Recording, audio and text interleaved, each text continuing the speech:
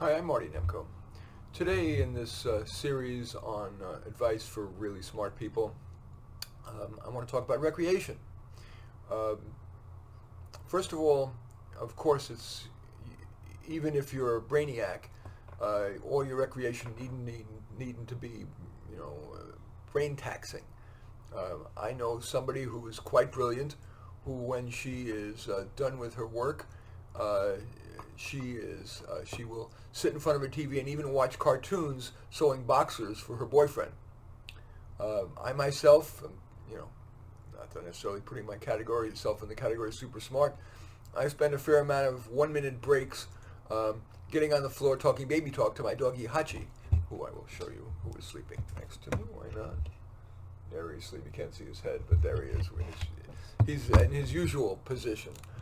Um, Sports, of course, sure, playing baseball to the maximum requires a great deal of thinking, but most people can play sports without a whole lot of cognition. And just because you have a high IQ doesn't mean you can't enjoy, what seems to be the called the jarhead activity, sports, watching or playing. Um, Sometimes, for example, I will in TV. I will watch. Um Plain old normal TV shows like Better Call Saul or Ozarks or Red Oaks, and they're not exactly taxing, but hey, we're all entitled. That's what recreation's about. That said, there are some things that I think very brainy people um, might be wise to consider. They may or may not have already. First, to think big. Um, it is inordinately rewarding, for example, to write a book, even if it will never get published or never get sold, because really bright people have a million ideas rolling around in their head, and forcing yourself to write a book or at least an article or a blog post or a series of blog posts crystallizes your thinking and encourages you to do some research on a just-in-time basis to learn that which you don't know.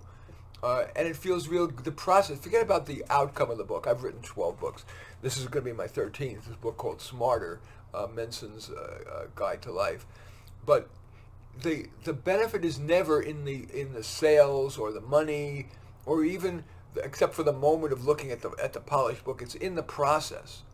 So right now I'm making these videos as precursors to writing little sections of the book. I take this ad lib thing and then I turn it into a text article, which I post on Psychology Today and use it as a section of the book. It's the process. I'm not saying this is fun. This is work, but it's certainly a relatively recreational kind of activity, but that it serves a larger purpose. And if you are, given that these talks and the book is going to be about for the very intelligent, think big. Write a book even if it never sells, or other examples of thinking big. Why don't you plan on doing stand-up and create a routine that you'll do at least at open mic nights? Or decide you're amazed at magic, as I am. Shin Lim, I was honored that Shin Lim won the world winner of all kinds of awards, including America's Got Talents, winner of the Winners competition. He was a guest on my show, and I'm just continue to be, I'm amazed at very few things in life, but I am amazed at world-class magicians like Shin Lim. Or even develop a busker routine. Whether the busker routine is playing your guitar and or a little magic or juggling or fire eating or whatever, comedy telling, and go and do it on a street corner.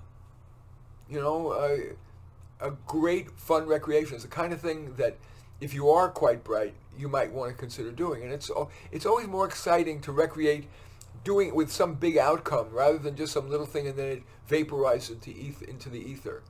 Of course, there are times you just like like I said, playing with my dog, that it just goes into the ether, or I listen to music or watch a 2-minute YouTube video. I do it all the time.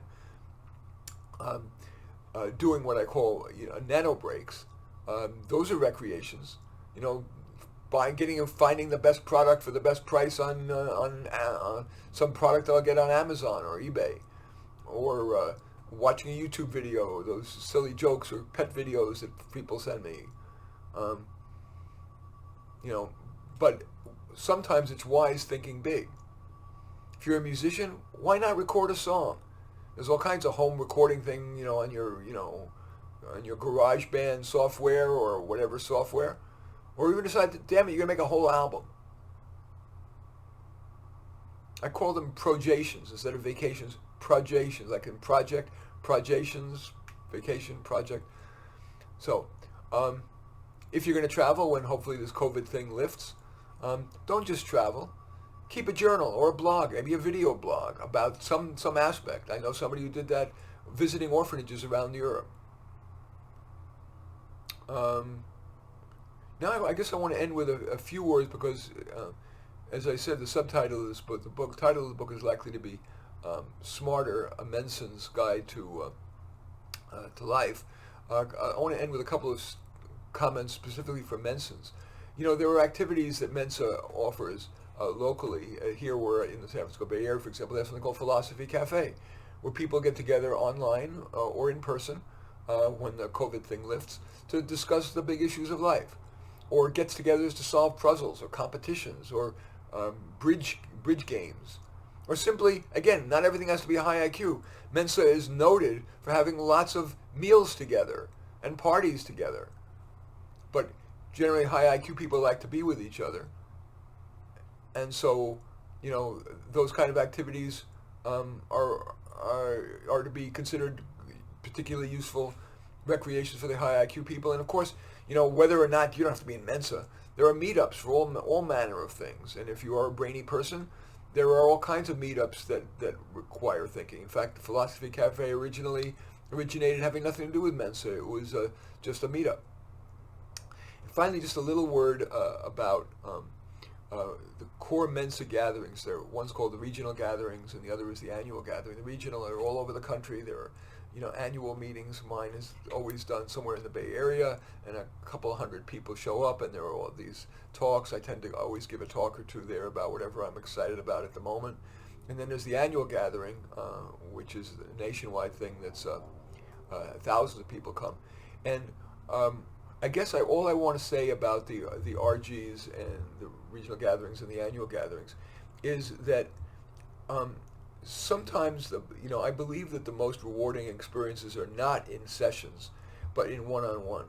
So look for opportunities at what they call the hospitalities, the wine and cheese place, that they always have a room for that. You know, meet new people, especially people with different philosophical positions or political positions. Those one-on-one exchanges, I have found, I've been a member of Mensa since 1973.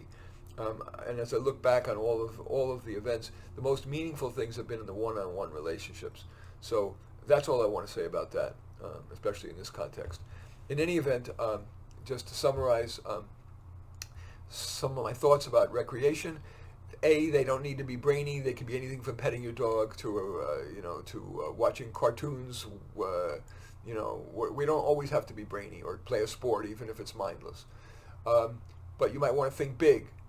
Think about the biggest thing that uses your natural best skills. If you're an engineering type, invent something. If you're a writer type, write something. If it's a screenplay, whatever. If you're a travel lover, don't just travel. Use that IQ to keep a journal or a blog or a video. Whether you're in Mensa or not, look for meetups that are intellectual, that might be like the Philosophy Cafe, or simply inviting a bunch of people. I have this thing called the Board of Advisors that we meet once a month, which is very fun. I have 7 very smart people who are also kind and good in a group, and we meet by teleconference, simply freeconferencecall.com, to each of us shares a problem or something that we've learned or whatever, and the group gives input. And I would encourage you, if you are a brainy person, to consider joining Mensa. There's a full range of things you can do, from the silly to the profound. Just Google, Mensa membership, you'll find it. In any event, I do thank you for watching. I'm Marty Nemko. I welcome your thumbs up and accept your thumbs down.